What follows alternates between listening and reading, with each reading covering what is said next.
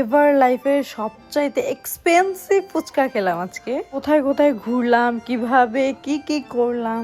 I know অনেকের অনেক question, অনেকে দেখে ফেলছে অলরেডি, বাট স্টিল এটা একটু অন্যরকম এক্সপিরিয়েন্স ছিল।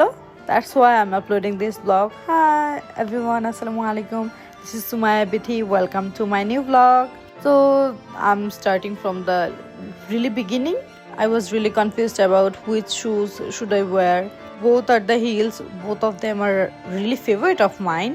তারপর আমি অন্যজনের ওপিনিয়ন নিয়ে এটা ফিক্সড করে নিলাম। অ্যাকচুয়ালি আমার বোন যেটা বলছিলাম ওইটা পরে নিছি। আর here I am with my those cutest earrings.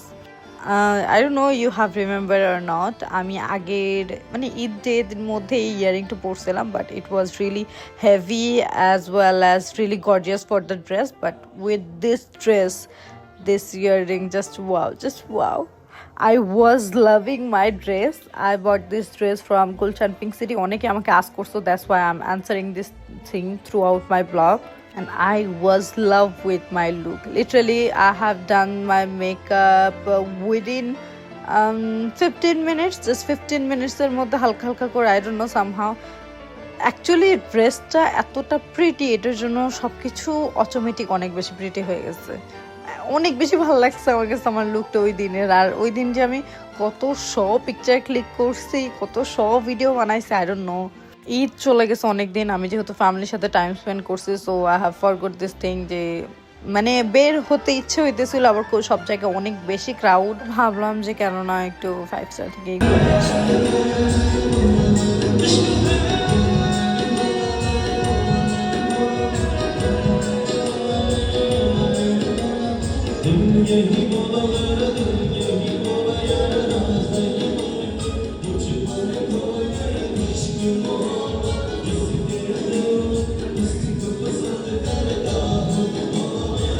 লিস্টে 3টা 5 স্টার আমি সিলেক্ট করে রাখছিলাম, বাট আনফর্চুনেটলি সবগুলো মানুষ মাছের বাজার বানায় ফেলছে। লাইক এই ডের মধ্যে যেহেতু ক্রাউন প্লাজা আমার খুব ইচ্ছে ছিল আমি যাব, বাট কোনোভাবে পসিবল না, এত ক্রাউড আমি হ্যান্ডেল করতে পারবো না। আর ক্রাউড মানে আমার ক্রাউড পছন্দ কিছু ক্ষেত্রে I hate the crowded place, or extra crowd হলে পিকচার ক্লিক করা যায় না, লাইক নিজের কমফোর্ট ফিল হয় না। আর আমি যেখানে নিজে কমফোর্টই ফিল করতে পারতেছি না, how I will be able to enjoy to the day.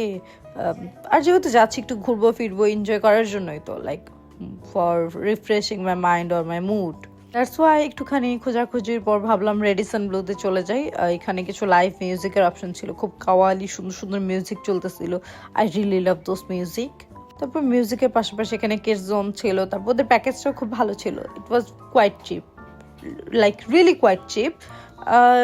Maybe 1500 টাকার মধ্যে ইট ওয়াজ অলমোস্ট ডান। 1500-এর মধ্যে ওদের প্যাকেজটা ছিল। প্যাকেজের মধ্যে ফুল এন্ট্রি ছিল, দেন ফুড আইটেম ছিল। এখানে আমি কিছু এক্সট্রা ফুডও কিনে নিচ্ছিলাম, কারণ ওদের ফুডগুলা ইট ওয়াজ কোয়াইট গুড, ফুডের টেস্টগুলো ভালো ছিল। আর এখানে কিছু ড্রিঙ্কসের আইটেম ওরা অফার করছিল, ওইগুলো পে করে কিনে নেওয়া লাগছে। স্পেসিফিকলি কোল্ড ড্রিঙ্কের প্রাইস ছিল 1000। রিয়েলি ফানি যে আমি 1000 টাকা দিয়ে আমি কোল্ড ড্রিঙ্ক কিনে খাইছি, but what can I do, কারণ ওই টাইমে পিপাসা লাগতেছিল। আর আমি গেছিলাম একদম লাঞ্চ আওয়ারে, লাইক লাঞ্চ আওয়ারের একটুখানি পর, ওই রাশটা না পাওয়া লাগে।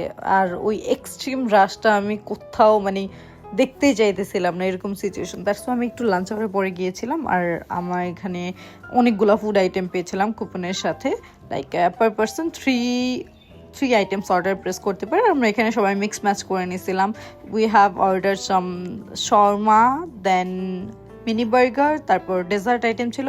আর ডেজার্টের মধ্যে my most favourite 2 things were available, like specifically my most favourite the red velvet and the cheese cake were available. তো এই দুইটা তো আমার অনেক বেশি ফেভারিট। আর এখানে আমি ফার্স্টে শর্মা ট্রাই করতেছিলাম, কারণ I was little bit hungry.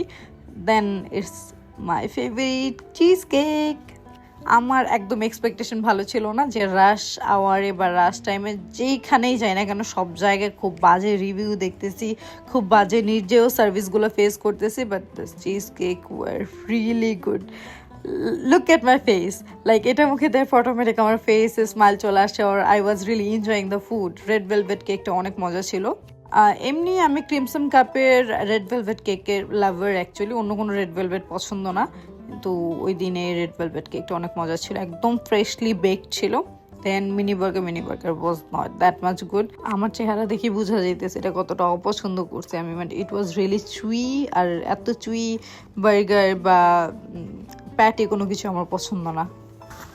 It was time for my favorite thing, fuchka.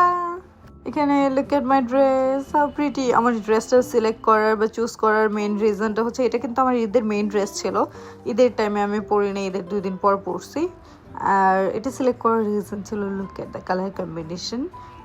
দোকানদার আমাকে এটা পাকিস্তানি ড্রেস বলে সেল করছে। I know it is not imported from the Pakistan, but still it was really quite good. মানে আমার কাছে অনেক ভালো লাগতেছিল ড্রেসটা পরার পর আমি ইমিডিয়েটলি সিলেক্ট করে ফেলছি। আমি 3টা শপিং মল ঘুরছি আমার ঈদের মেইন ড্রেসের জন্য, but I really love the dress. তারপর হচ্ছে এখানে ফুচকা মেক করতেছিল আর I was waiting for the fuchka. আর ফুচকার জন্য আমার সবসময় একটু এক্সট্রা টক পানিটা লাগে, তো আমি এখানে এক্সট্রা একটু চেয়েও নিচ্ছিলাম। তারপর হচ্ছে এখানে আমি 2 প্লেট ফুচকা নিচ্ছি ফার্স্টে, যে লেটস ট্রাই ইট, যদি এটা ভালো লাগে আর ভালো লাগবে কিনা আই ডোন্ট নো।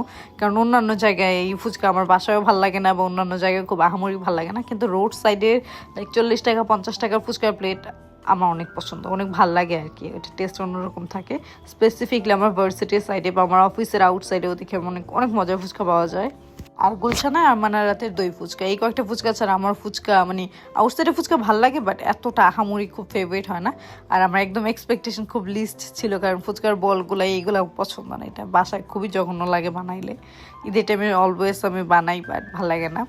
আর এখানে আমি ট্রায়াল দিচ্ছিলাম যে লেটস ট্রাই ইট। ফার্স্টে আমি একটু নার্ভাসও ছিলাম যে এটা দেখি ট্রাই করে কেমন লাগে। আমি অনেকগুলো এক্সপেকটেশন আর স্বপ্ন টপ্ন বুঝতেছি আর কি, যে কী করা যায়, কেমন টেস্ট হবে।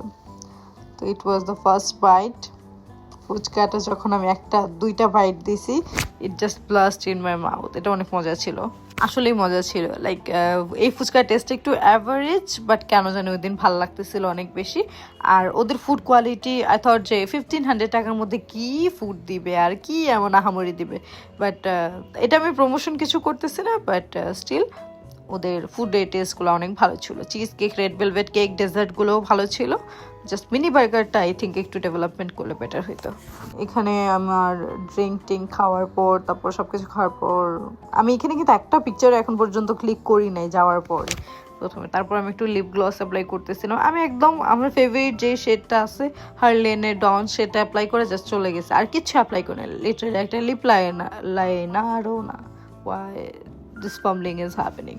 আমি কিছু পিকচার ক্লিক করলাম, এখানে একটু ভিডিও শ্যুট নিতেছিলাম। আর এখানে যেহেতু মিউজিক চলতেছিল, মিউজিকটা অনেক বেশি সুদিং লাগতেছিল, অনেক বেশি ভালো লাগতেছিল। আর মানুষের রাশটা একটু কম ছিল, দ্যাটস ওয়াই আমি একটু খালি প্লেস পেয়ে সুন্দরভাবে ভিডিও শ্যুট করতেছিলাম, পিকচার ক্লিক করতেছিলাম। তারপর আমি একটু আউটসাইডে চলে গিয়েছি। আউটসাইডে যেহেতু আমার ফুড অলরেডি খাওয়া শেষ, মানে ফুড এখনো বাকি আছে কিছু আইটেম, বাট ভাবলাম একটু বাহির থেকে ঘুরে আসি।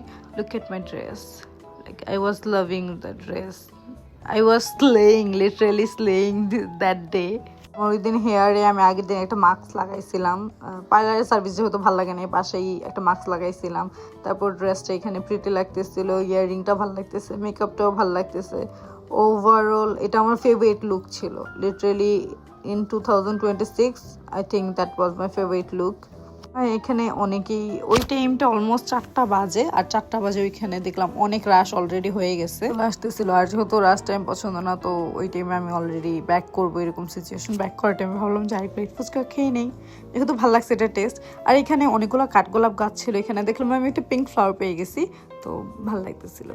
তারপর এখানে আরেকটা প্লেট ফুচকা এনজয় করতেছিলাম। আছেই কি এই ফুচকা আর cheese cake and cold drink, এগুলোই লাইফে আছে আপাতত ভালো জিনিস, আর কিছু নাই।